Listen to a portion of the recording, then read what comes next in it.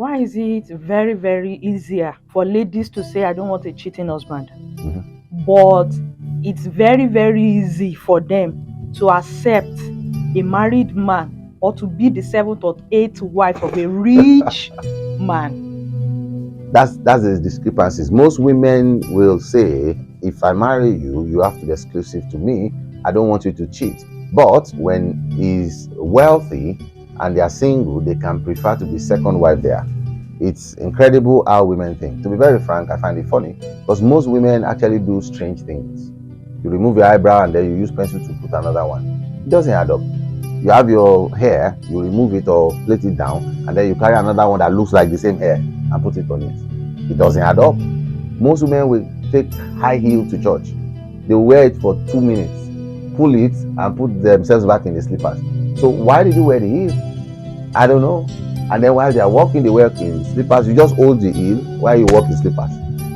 It's more like I just want everybody to know I have it. I'm not going to wear it. So I don't know. Women are strange.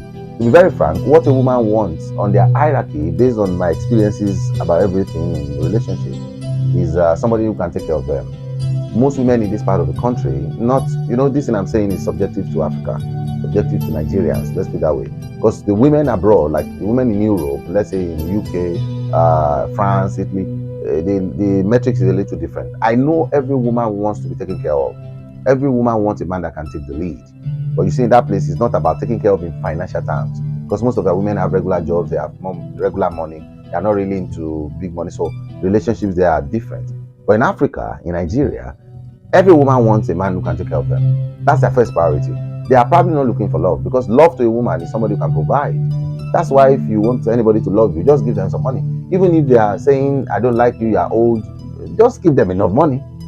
They will develop the love, That's why people who don't have money, they don't really get the best of the best. Even if you have good sweet mouth and you don't have money, you will still not get it. Men will fake it until they capture you. And a man knows that once they sleep with you, then whatever you have, defense is gone. So they can fake it until they sleep with you. They know after that sleeping with, even if you discover they are not the best of the best, you don't have a choice again, because they already ate your cookie. So it is what it is. But women are just bent on having a good life, and it's an indication of what creation brought to them, because they want to recreate. Let me tell you that it's not a bad thing for a woman to behave like that.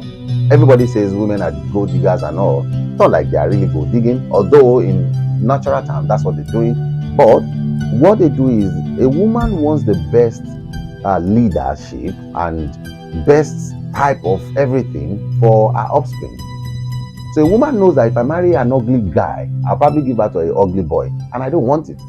Then, if I marry somebody who's poor, we probably don't have enough money to eat.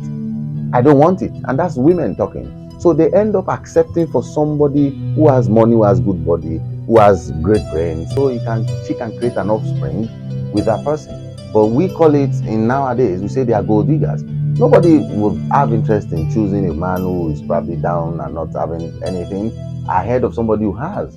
It's just like if you have a job today, somebody gives you a job, I'm going to pay you 700,000 for this job, and then I pay you maybe 30,000 for this one. Which one are you going to choose?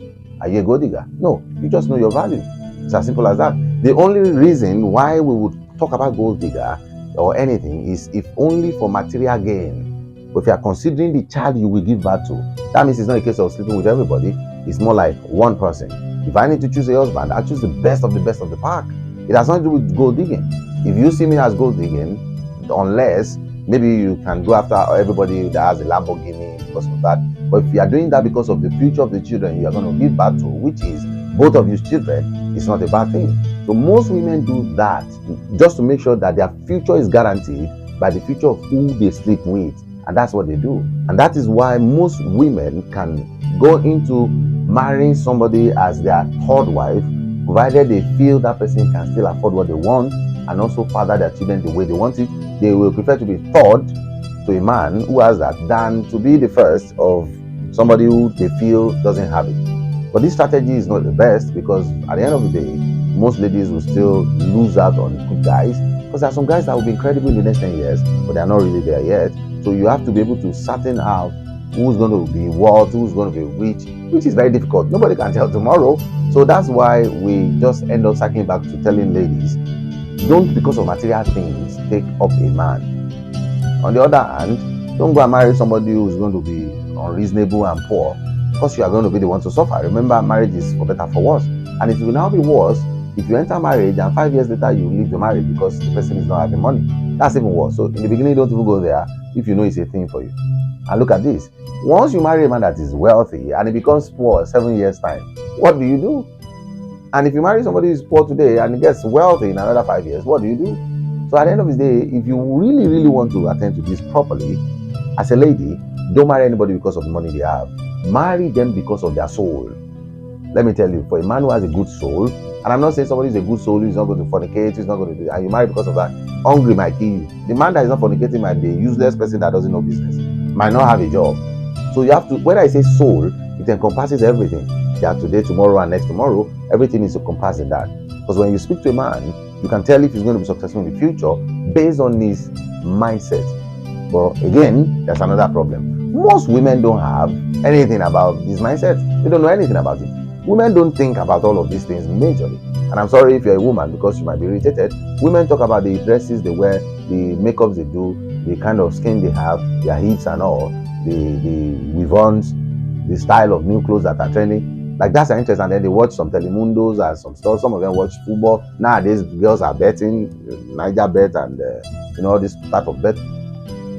This has nothing to do with anything. And even for those that are Christians among them, they just go to choir singing and that's it. They are not really rooted in the basics that makes life work. For people who know how life ticks, you can tell that this young man has a brighter future if the soul is good on faith. Because once you have good faith, of course, that settles it. So if you're a Christian, born again Christian, wonderful. If he's not cheating, he's not a cheater, and he's not a liar. Sometimes people are not cheating, but they can lie. Once he's a liar, once he has money, he's going to cheat. A liar without money will look like a Christian until he has money. Then you see his true color. If you want to know the color of someone, somebody who doesn't lie, backbiting, if he doesn't do that, then the future will be guaranteed and he will not change. If anybody lies, he's going to change 100%. He just needs more money to fund his lifestyle, or the worst lifestyle that he has that he can't fund because he doesn't have money. And you can easily see the traces. You are working out and he's looking at the next girl that has better hips and all those kind of characteristics. It's already a red light for you to know that this man is not going to be there. And you can choose based on that. You can see his dreams. Some people have dreams that are horrible, but that's what most ladies fall for. This man that says, oh, in the next 2 years I'll go to America. I have this business plan. I want to create a plant in Africa that can supply water to the whole world. And they give you this lopsy rubbish, and they say they bring out some papers to validate it. I'm going to be the wife of the richest man in the world. You be the wife of the richest man in the world, fire. Because at the end of the day, you're going to be disappointed because he's not going to do that. But look at plans. Somebody comes up and says, I don't really have much, but this is my barbing salon. When I do it, I have 3 chairs. Then I will do another one in Ogba. Then I will do, and then it lays down a very solid plan. And then he's saying, please pray for me, pray with me. That kind of person will make it, basically. Because you will support with the prayer, he's going to support with the legwork. Then you can also implement with him your own brilliancy. It works. But most women don't do this. They are not ready to come and, even nowadays, people will tell you, it's the person that's already made though. I'll come and carry me with car. I will flaunt to my friends. Nobody wants to go through a guy who you are going to build something together. And it's a very bad habit. Because the man that you build, that you thought has money today, can probably go back tomorrow. Everybody is running on businesses, jobs, or maybe politics or sports. If you are into sports, of course, the money will finish at some point. You stop playing. You don't stop playing since when? You won't have the same equivalent money when he was playing. And also the same people. So it's your attitude as a woman that determines what you do. Don't go and think it's money that runs marriage. Money is what? It's just to buy rice, buy food, build a house. That's all.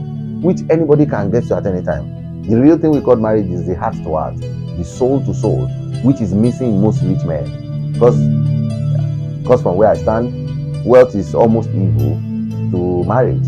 It's good on the outside because you can buy the best of clothes, you can, tie the best of headgears, you can drive the best of cars. But when it comes to one-on-one, wealth is crazy. And the reason I said that is true. If you make money the right way, that means you'll be working harder than normal, which means your spouse will not enjoy you. Because you're going to work like 20 hours in 24 hours. And the remaining hours is still thinking and sleeping. So wives and husbands will not enjoy you to work that hard.